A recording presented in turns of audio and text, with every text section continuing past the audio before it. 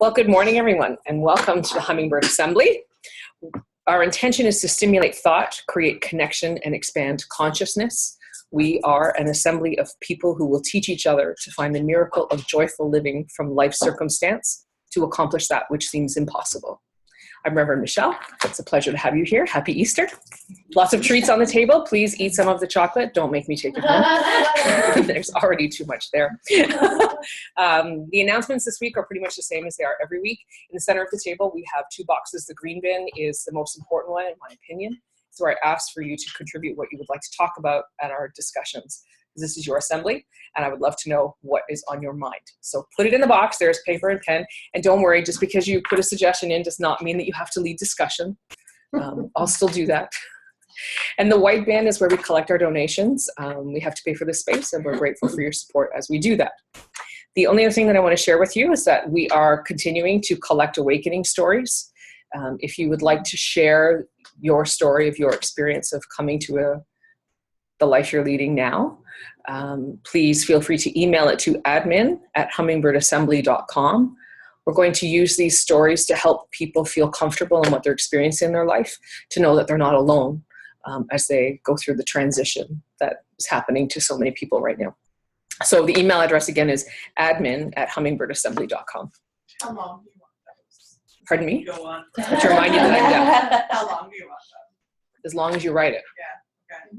If it takes you 49,000 words, then that's what you It'll be a said. book. Well, and the intention is to eventually roll them into an ebook, Yeah. but we'll see what happens. If that happens, there might be some editing involved. Okay, so let us begin with our opening intentions. If we have a little piece of paper. May I come to understand that blessings are everywhere, that my attitude will affect outcomes, that challenges are often gifts in disguise. May I come to trust that most things can get better with time, that my instincts and gut feelings have value, that a positive attitude makes things go smoother. May I come to see that I have many skills and talents I can use, that I am a positive influence on many people, and that there are those around me who wish me well. May I come to value that today is a lesson to be enjoyed, that each person is unique and important, and that each moment of my life has meaning. I have two ideas for discussion topic today. I don't know if you want to choose or if I should just pick one. Okay, so the first idea is spring rites, and how did we come to, the traditional celebration of Easter, and what was the beginnings of that. Or we could discuss something that came up in my newsfeed this week that I thought was quite interesting. Ooh, okay, now you've got us intrigued. Okay. The meme said, being on a spiritual path does not prevent you from facing times of darkness, but to use the darkness as a tool to grow. Mm-hmm. My vote goes to number one. Okay, all those who want to discuss spring rites and the history of Easter? I see two. Yeah. Two? All those who want to discuss the spiritual path in darkness? Oh, okay, there we go. Well, you can throw out what the rites were at the beginning. We know it's a pagan religion or a pagan celebration, so you could always throw it out and then everybody knows. Well, I think you just did throw it out. Or people could always Google it themselves. But there are Yes. different spring rites, right? Aside from the Christian churches celebration of Easter. Yeah. And in my very high level research, there are like 4 different celebrations of different goddesses and experiences that Easter expropriated from. But anyway, we picked the meme. Okay, so let me read this again. Being on a spiritual path does not prevent you from facing times of darkness, but to use the darkness as a tool to grow. Does anyone have any thoughts on that?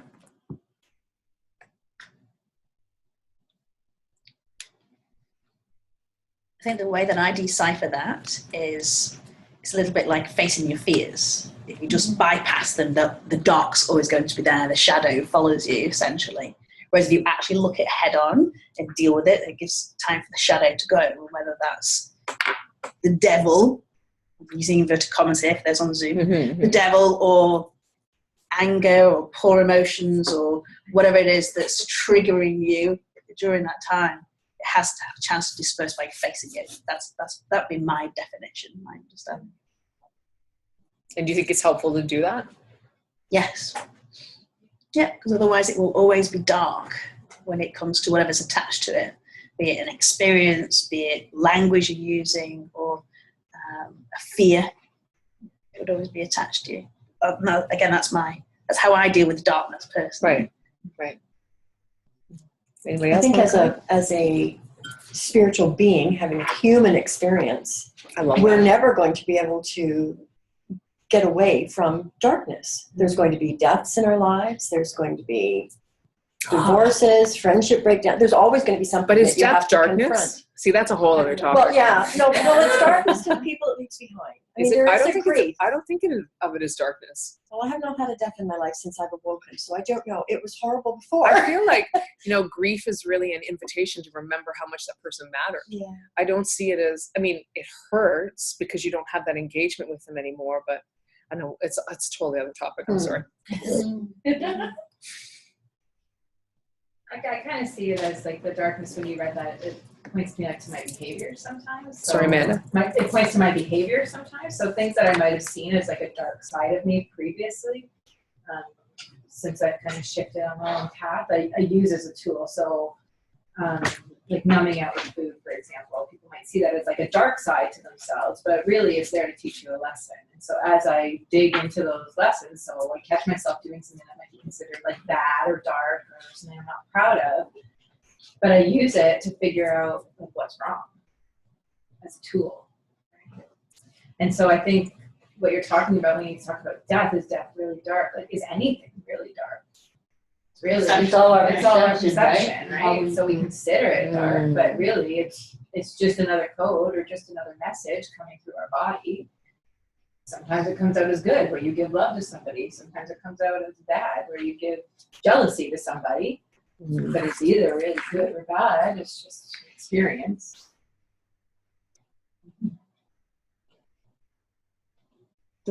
See how I see that is there's definitive difference between intention and impact.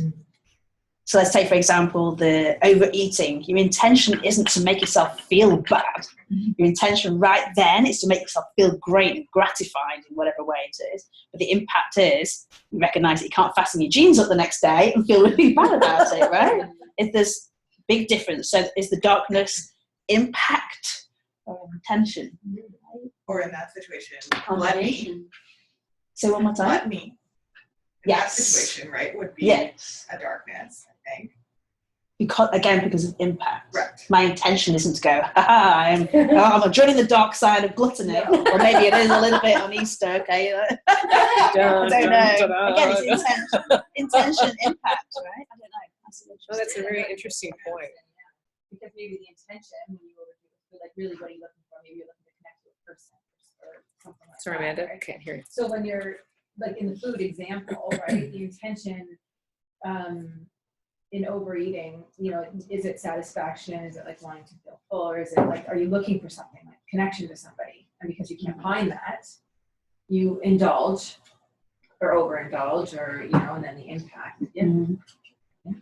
Or, you're running a program that you grew up and you never had enough, and you knew that if you didn't eat all that you could get your hands on, then you might be hungry for days afterwards, right? Like there can be a ton of other programs that are going on behind there. But I think you made a comment earlier that really sparked my, we need to talk about that, about the idea that there really is no darkness.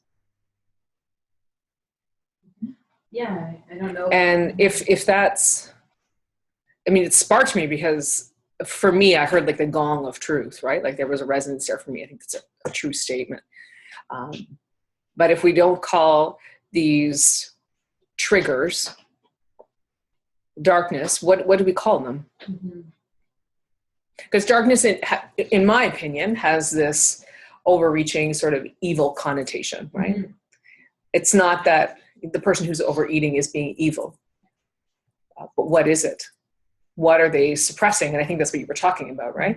If we move it to a different topic, though, like a friend of mine, I was chatting with her yesterday, and she was saying that she left a work situation that was terrible. And I think a lot of us can relate to that, having been in a work situation that was terrible. And she received an email unprompted out of the blue from her former boss. And it sent her into like anxiety and rage, and it threw her off her whole day. So clearly that's, in this example here, that would be the darkness. But it's not dark so much as, why do we do it? And what is the trigger? And then she got into this whole negotiation with herself of, maybe I should never have left, because clearly if I'm still so, wound up about this, I have things I need to deal and process with. And maybe like leaving was quitting. And if I'm trying to be evolved, don't I need to face this? So how do you, and I really feel like that's related to this point. What do you think? What would you have said to her? Are there ways she can continue to work through those issues, or because those issues might have been connected to that workplace, but that if she hasn't dealt with them and faced them, she can be assured that they're going to represent to her in future situations. Because when we avoid something, we don't get away with avoiding it forever.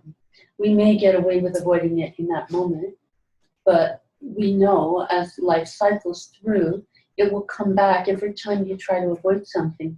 It may let you off the hook this moment, but guaranteed it comes back, and each time it comes back, it's a little bigger, a little stronger, a little more in your face. And yeah, so if she didn't deal with it there. So how do you process it, though? How do you process it? Mm-hmm. Do you have to go back into the fire?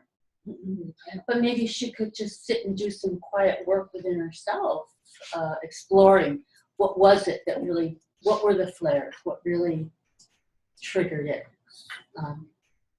I don't have the answer. No, well, it's discussion, right? Mm-hmm. So I could bore you with the scientific answer to that. Okay. It really was. Let's hear it. It's called the amygdala trigger. It's a specific part of your brain. Amygdala. Is this what you just learned this week? Is it? Can you tell? I just certified in that. That's why I'm pouring in. It's called an amygdala trigger, and essentially each time that you're prompted with it, to your point, it gets stronger and stronger. Mm-hmm. So what happens is we attach our behaviors to it. So whether that's getting angry, getting really sad, maybe getting excited, because we also have those triggers too. And it's about completely reframing what happened in that scenario. And you do a lot of that, Michelle, with your meditation. Mm-hmm. You're reframing the situation. Here's what happened. Mm-hmm. This is why it happened, because it's variably not about what actually happened. It's attached to something. It's never about the pie. It's never about the door that was slammed. It's about something else, and reframing what happened, why. And it's, to your point, it's not going back into the fire. It's actually taking away the darkness, the poor emotions that are attached to it, and taking it as, to your point there before, it was an experience. What did I gain from it? And now it's not a dark trigger.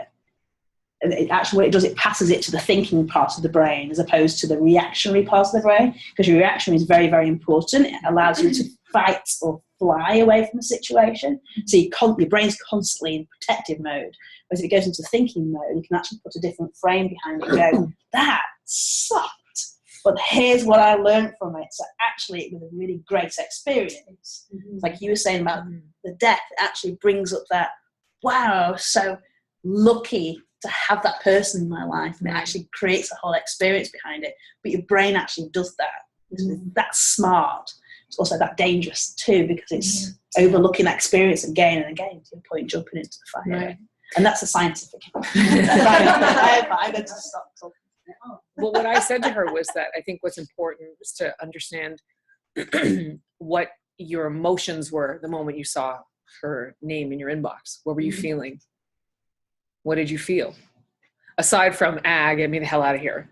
Like, what did you feel? Did you feel betrayed, abandoned, hurt, pushed down, denied? What did you feel? And then it always comes back to love. And then to say, I love you, betrayed person.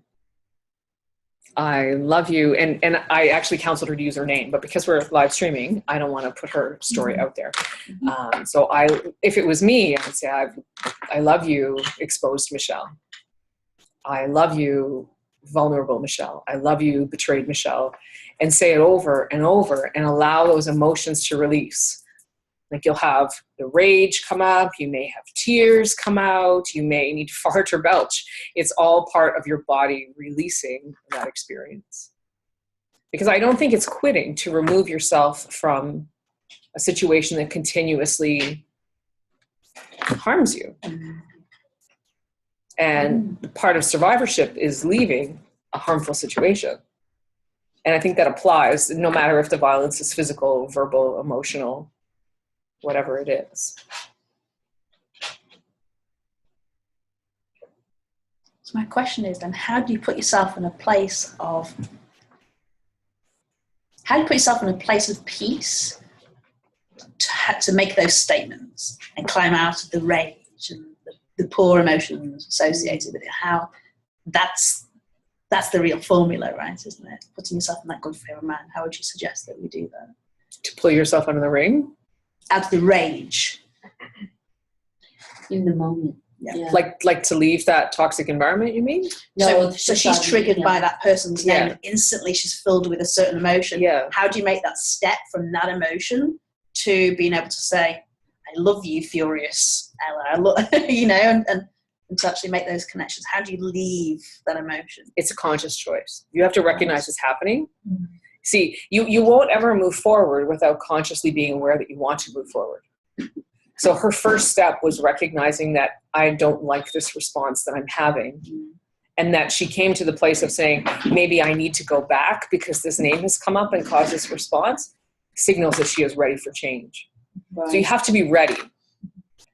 And even if I saw another meme this morning on Facebook about, you're never ready, don't wait to be ready. And I think there's some truth to that. But at the same time, if you are just so caught up in the story and you need that story and you are attached to that story, it doesn't matter what you do because you're stuck in that story and you're choosing that.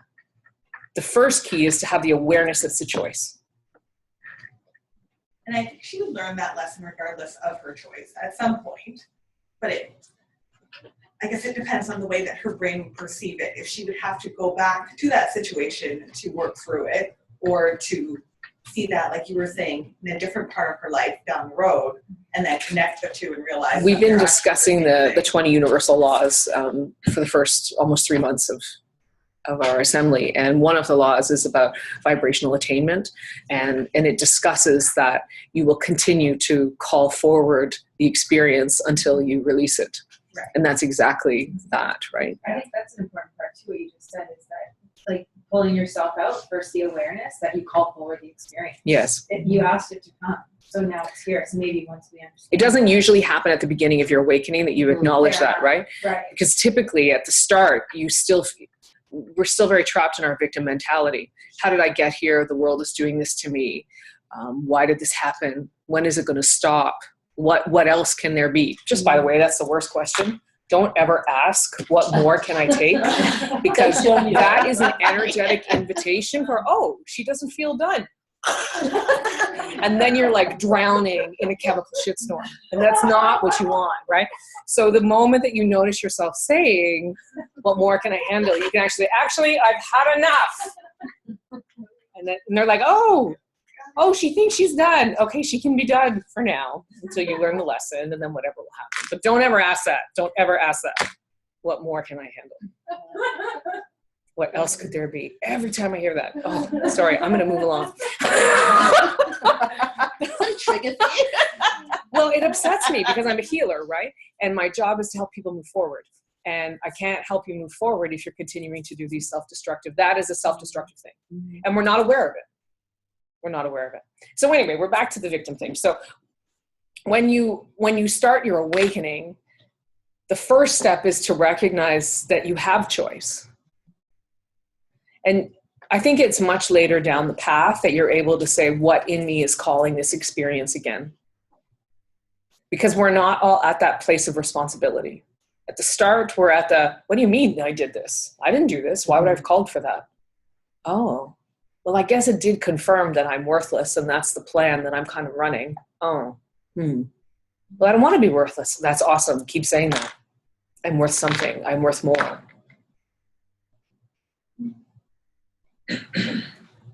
Yeah.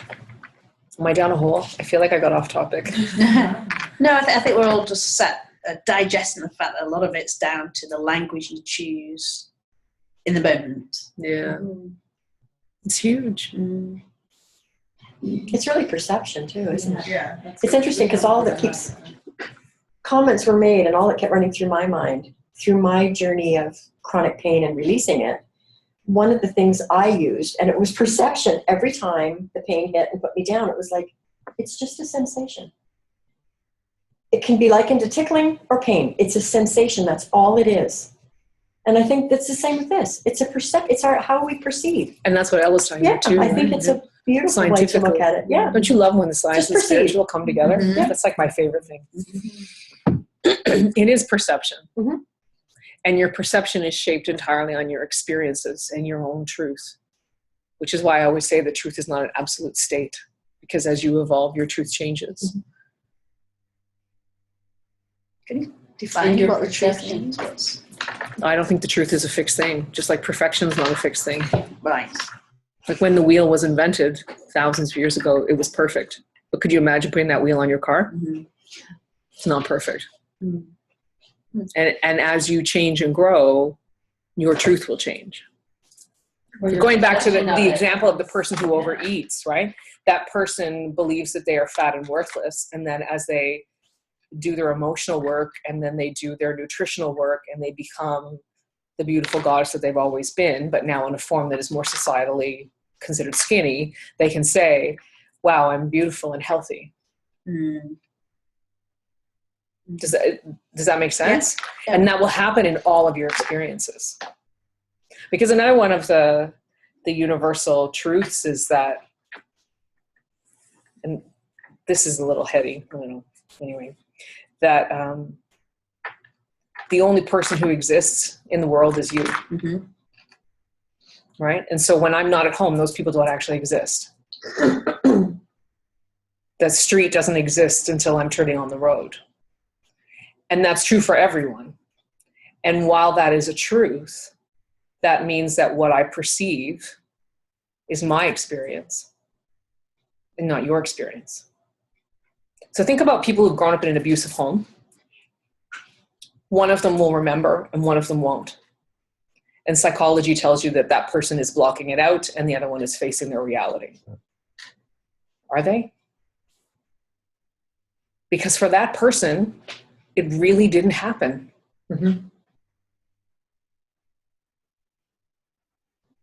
My truth is that I lived in an abusive home. My sister's truth is that she didn't.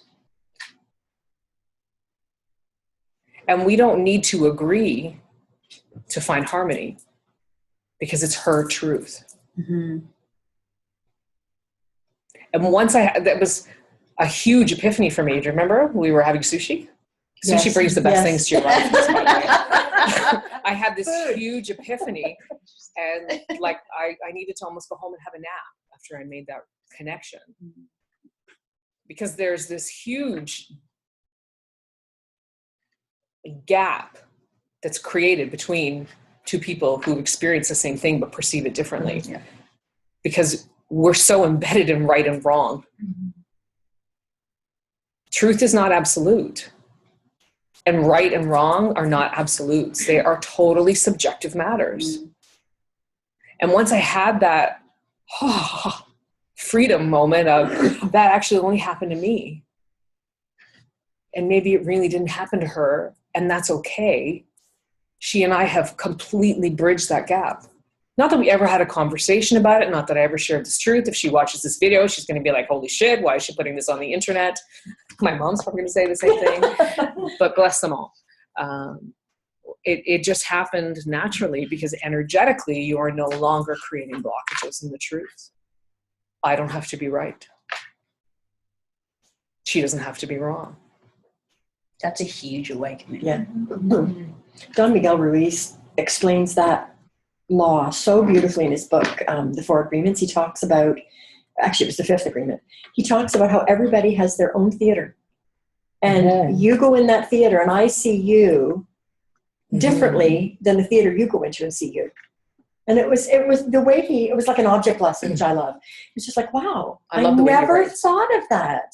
Like how everybody sees me is not how I see me. Yeah. So we all have a different theater that we live in. And it's just like you said, it's not there until you actually get there. Yeah. I think that once we recognize that and we accept that, okay, there's truth there, our job then is to collect information from the other people about, you said people don't see me the way I see me, about how they see me. And then begin to own that. And love it. So people see you as a statuesque, spiritual, brilliant woman. And then you have to own that. So that you can become that. Or not, because we say what other people think of us is none of our business, right? Oh. We get caught up in the negative opinions of others. To an extent, yes. I can choose to say, okay, I'll choose the light, the bright ones, and I'll just leave the dark ones. No, but I don't. Because remember the law of reflection. We talked about the law of reflection, where what you see in other people is always a reflection of you. Yeah. And that when you see good in others, it's a reflection of you. And when you see bad in others, or you're triggered by them, that name in the inbox is triggered by you, then that is also within you. And you have to honor that as well as this, so that you can make peace with people see me as a belligerent asshole. Oh, maybe I need to change the way that I engage with the world. I think you've hit the nail on the head with the word engaged, because I go back to that intention impact. We all walk around with the intention in your mind. So if you're doing something, you know why you're doing it. Someone else is going to focus on the impact of you doing that and not think about the intention. Never. That's not true. We don't always consciously go to what was their intention while they were doing that. We go, look at the impact that person's having, right? And it's although we do ask, why would she do that? Oh yes, but we never actually answer that But we never think question. about what was her intention. No. That's a very key point. You're right. Nobody She did it because she was trying to piss me off. And nobody wakes up going, I'm going to piss off that person today. Sometimes you might. Anyway. You might. Yeah, you might. But it's very rare. We talk about darkness in real, whatever we perceive to be evil and stuff. It's very rare that people actually wake up with that very poor intention. They have a good intention behind it, but we look at the impact that intention has had. What we don't do is look at the values in between that person has. So if you go back to the theatre, I'm just trying to digest this. Yes. I'm doing it very vocally, I'm sorry. Go back to the theatre and you've seen that you woke up and went, I'm going to be amazing today. And someone else saw, wow, she's very spiritually awakened, but your intention was to show you're amazing. So when someone says they were spiritually awakened instead of amazing, it makes you question things, but we don't know why, because we don't look at the intention of the impact. Okay, that makes sense. Sorry. I love that out loud processing. Especially with that. Well, because it helps us, right? Well, you could talk all day. I know it's lovely to listen to your building accent. We were talking about when I had my aha last week or whatever that was. Basically what happened was I was trying to tell Ella that, what was it? I guess that people perceive me in a different way of what I'm saying. So my husband sometimes, he says that I say things with a tone to my voice. And all of a sudden he gets mad. And I'm like, why is he getting mad? And she basically broke it down to me and saying that it was in my body language and other things. Like that's what we figured out that it was, because what I was intending to say, it could be like, oh, can you get the groceries from the car? And I thought that sounded all nice and sweet. And he was like, whoa, what happened? but remember too that it's I would say it's less you and more him. Right. Because how the receiver receives it is more important than how the speaker spoke it. Right.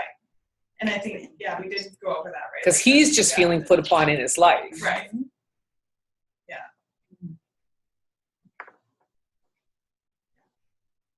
Anyway. So should we go back to this statement? Let me just read it again to make sure we don't have anything else we want to cover about it. Being on a spiritual path does not prevent you from facing times of darkness, but to use the darkness as a tool to grow.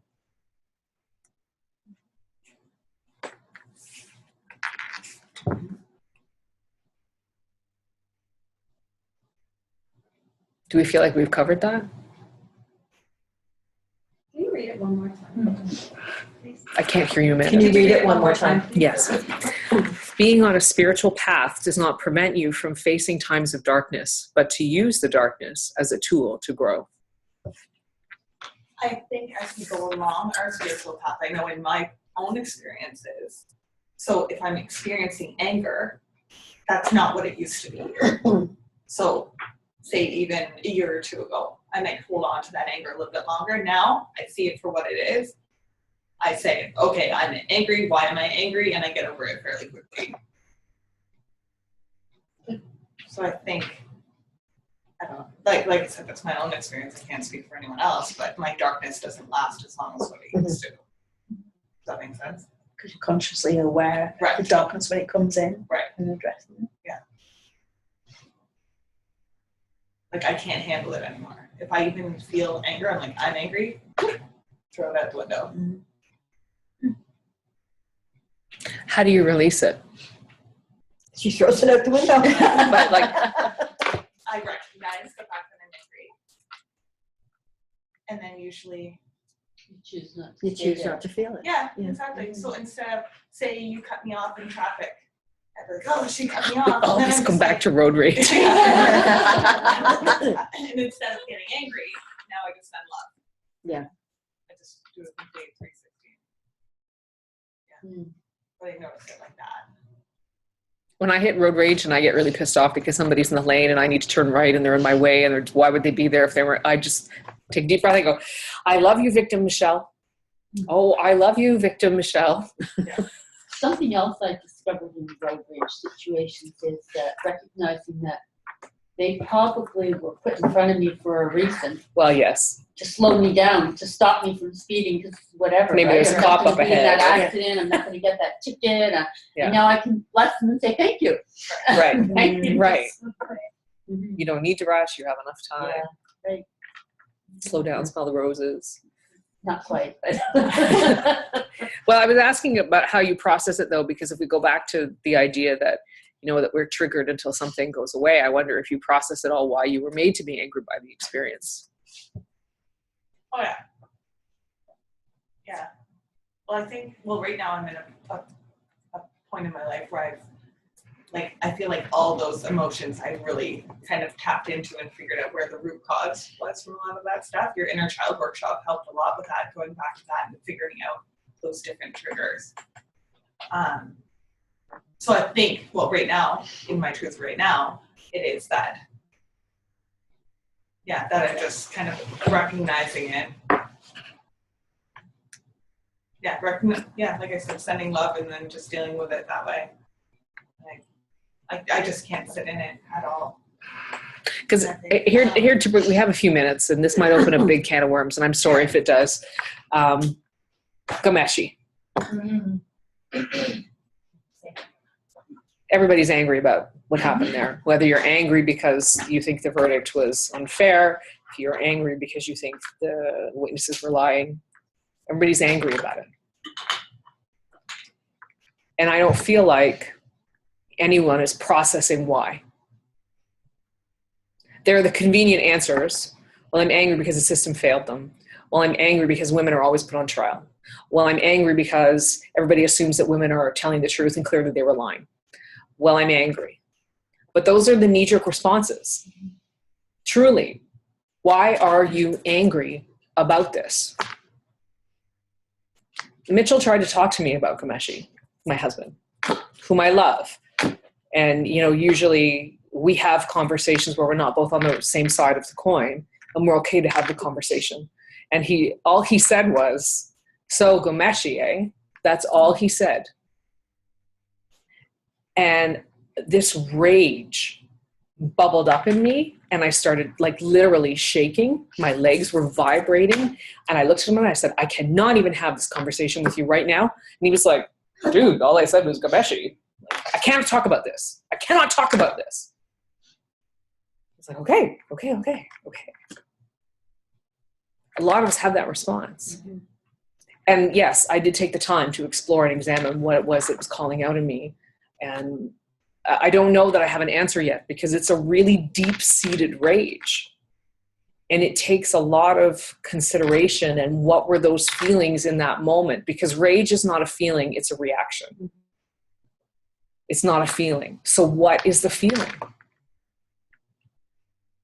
And that's my darkness, because it's hidden, because I don't know it's there. Were you going to say something? Yeah, it's like identifying with the helpless little person who may have suffered at the hands of someone in a similar situation and not having the ability at that time to speak about it, to bring it to those that might have, for whatever. It's taking you back to that helpless little perhaps, right?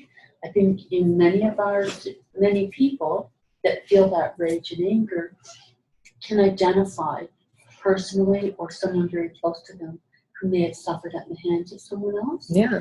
And not had a voice at the time, right? And then to see them put through what these witnesses were put through, where people say, why didn't they come forward? Why, all those things, right? Like, when you're in a situation like that, generally the person doesn't have the ability, right, to come forward and speak up for themselves. Yes. Because the way society views everything tends to circle back that somehow caused it ourselves, right? Yes. Yeah. And it confirmed for me that you don't tell, because look what happens. Right. Yes. I think what I said to him in the end, days later, was that I think it was very irresponsible that this case moved forward before people are capable of dealing with post-traumatic stress disorder. Because we're not, as a society, able at all to deal with that. And what happened to those witnesses is totally classic hallmarks of post-traumatic stress disorder. And none of it was ever dealt with. And then they were abused further. Whether or not their story was true,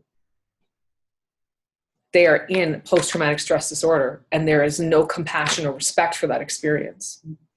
Anyway, you were going to say something, Amanda. Yeah, I was going to say, like, I saw that post that you put up, and it really triggered me, like what you said, even just because as soon as you said that, and then I turned to my husband and explained, and and it forced me to dig in a little bit to see, like, why am I so angry at this? But you basically just said it.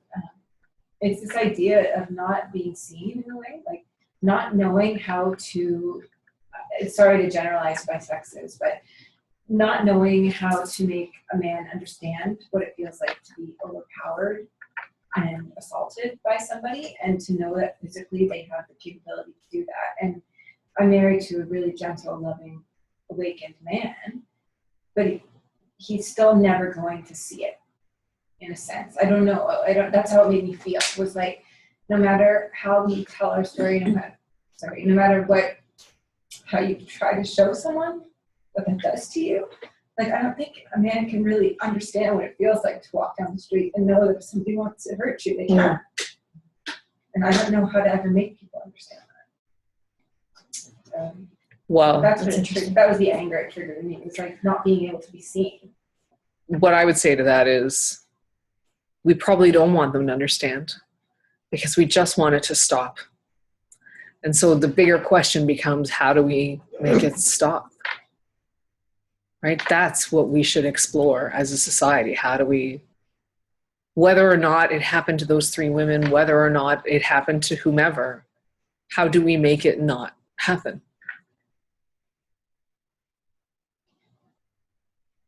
And if we all accept that intentions are important and that thoughts are things, if we continue to think that walking down the street, just simply being, puts me in jeopardy, we continue to be in jeopardy. Personalized terrorism. For me, the bigger trigger in that trial, aside from what the women said happened, the bigger trigger was the lawyer was a woman. I agree. I agree. Yeah. She's got It problems. was more understandable that a male lawyer would throw out the accusations that they did, but it came from another woman. But I think a man couldn't ask the questions that she was asking, and that's why she does her job. Yeah, she because does her she job can well. make scads of cash. Yeah. And that's part of the discussion that I tried to have with Mitchell when I was vibrating with rage. Like, I cannot even, I'm sorry. I love you, goodbye. I'm going over there Yeah. with my Her lavender. tone of voice, everything. Smudge. It's like she Yeah, has smudging the something shit out of about her. myself. She's like, "Oh, energy's very awesome."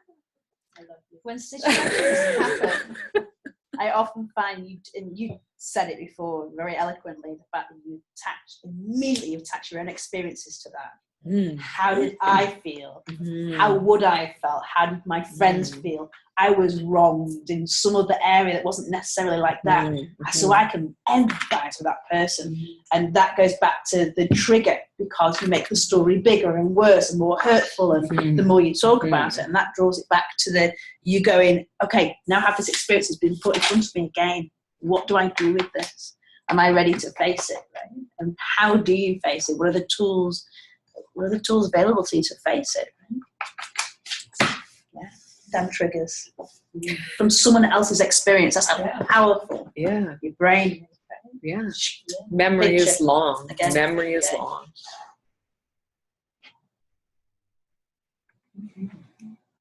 Well, I think we're coming to the end of our time for discussion. Does there anybody have any closing comments, remarks? No? Okay, well, I'm going to stop recording. Thanks very much for joining us, and we'll see you next week. Did anyone join us?